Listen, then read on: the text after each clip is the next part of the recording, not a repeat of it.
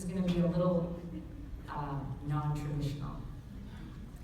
Indian girl trekking this lyrical mountain, I be in effect with my rhymes be flowing like a fountain. I'm the verbal architect, leading this rhyme expedition, starting a new female tradition. And what I be saying got you weighing and considering alternate views, conveying my message while slaying your closed-minded brain, using my mind to define my own shot, blowing up your unkind words, landmine.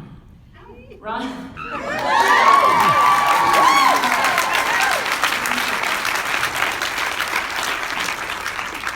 RANI is not your typical American Girl Next Door protagonist. In fact, she's not your typical Indian American Girl Next Door. Yes, she's the daughter of immigrant parents. She does well academically, but that's about the extent of what you might expect of her situation as a first-generation Indian American character.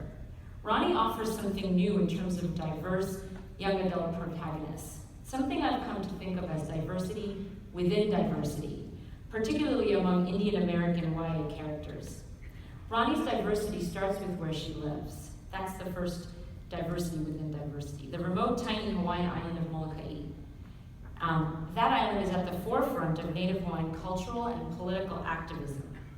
Second, there are no other Indians residing on the island, and so RANI and her parents are disconnected from Gujarati immigrant culture that would have surrounded them if they were still on the East Coast.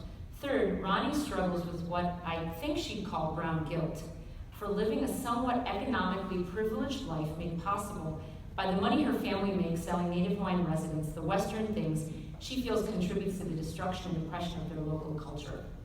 Fourth, there's hip-hop culture, rap, fashion, dancing, DJing, graffiti. Hip-hop was born in the same decade and state as RANI. Turns out that rap becomes her form of therapy for her family's problems. Problems that include witnessing her parents' frequent fights and being sexually abused by her father for years. And that brings me to the fifth element of diversity within diversity, the manifestation of trauma-related brain damage. As is often the case with trauma, the chronicity resulted in damage to the way her brain developed. Her neurons became hardwired to make her think, feel, and act in negative ways. Furthermore, she unconsciously learned to recreate abusive relationships with men and steer clear of relationships with girls and women.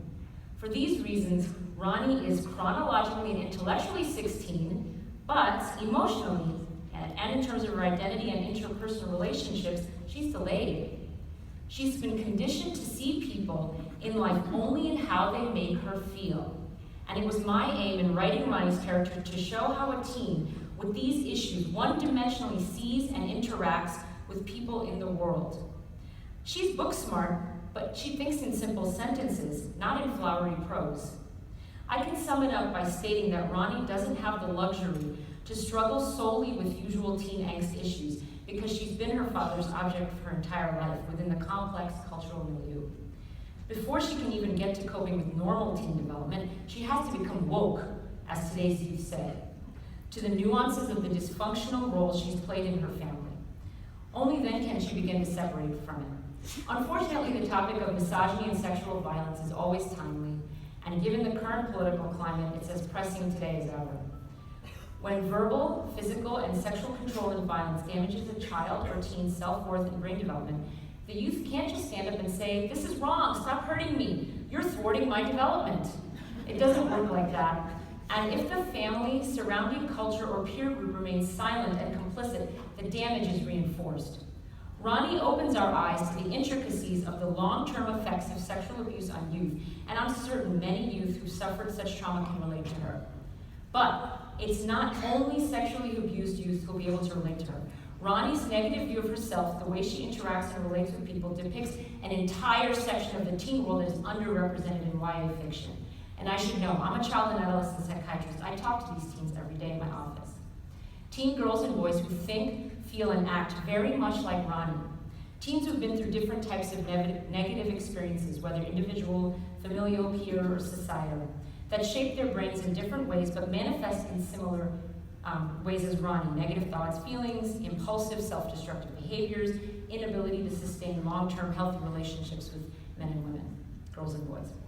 But thanks to the 2017 Yalsa Morris Award Committee, all you librarians and Cinco Puntos Press, RANI's voice, a voice that throws down the verbal gauntlet of diversity in diversity and resonates with marginalized YA readership, gets a chance to shine. In choosing Sonia Patel in full effect, you've helped push the YA literary world to a new frontier of progressive realism. And on behalf of the often disconnected youth I treat, I thank you.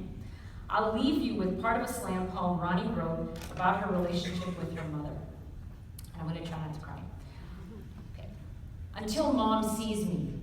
First time in all my 17 years, she reaches out emotionally, quells my fears, wipes my tears, says, Beta, widows in India are forced to shave their heads. Society views them akin to being dead. Forced tonsure, prostitution and oppression they endure. Made to fast, seen as social outcasts, the lowest caste. A state of social death forever. But Beta, you have a choice. You can get through this pain. You can grow your hair again, thick, strong. With it, my sense of self grows. I belong. My perception of choice, the strength of my voice, knowledge of my good fortune to save myself and show my future daughter how men control women through mental slaughter. Infuse her with the views to escape all kinds of abuse, so maybe she can choose positive self-care and long hair. Peace.